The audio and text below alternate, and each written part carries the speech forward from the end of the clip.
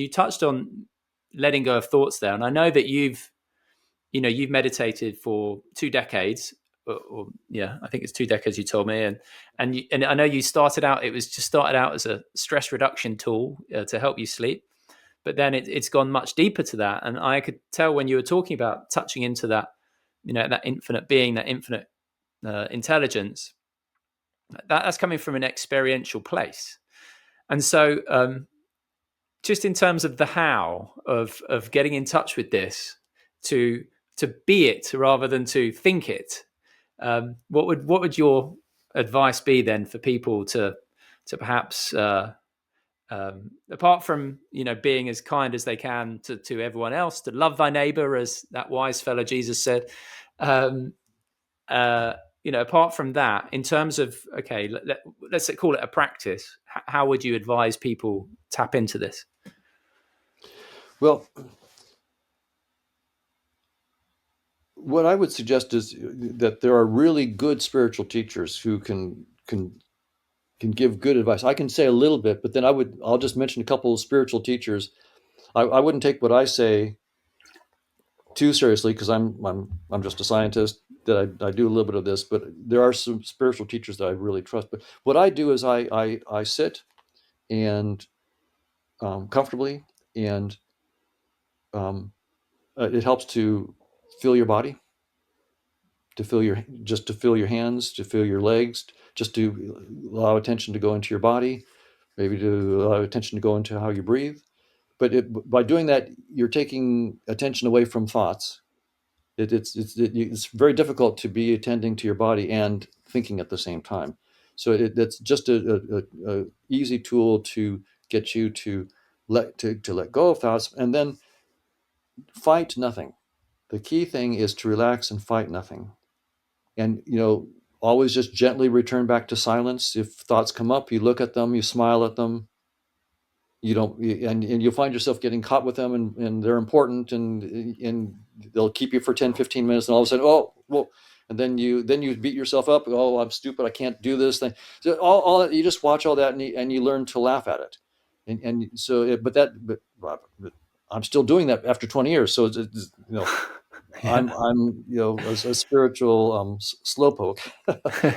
um, for but Rupert Spira, that I had the conversation with, I mean, he's a wonderful spiritual teacher, and Eckhart Tolle, I mean, they're wonderful spiritual teachers, and they have wonderful talks. I mean, I listen to Eckhart a lot, for example. Yeah, yeah, And Rupert, they much better than me can give you practical tools, and even just listening to them is a meditative thing, right? yeah, They're yeah, speaking.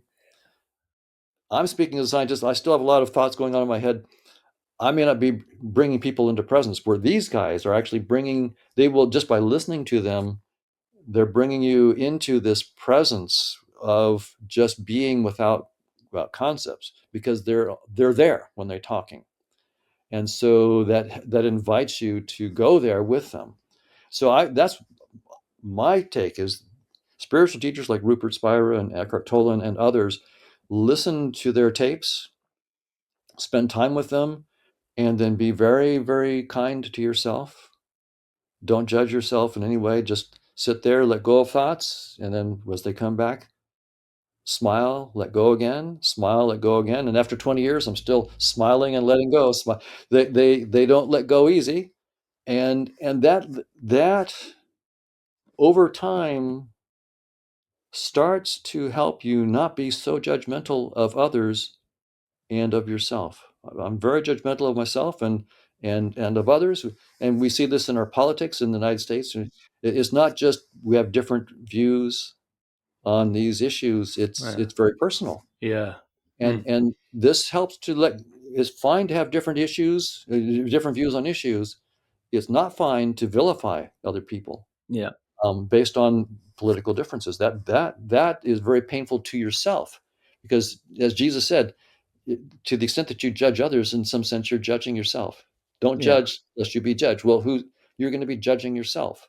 If you judge others harshly, then know that that's what you're doing to yourself, and you're causing yourself incredible pain that's unnecessary.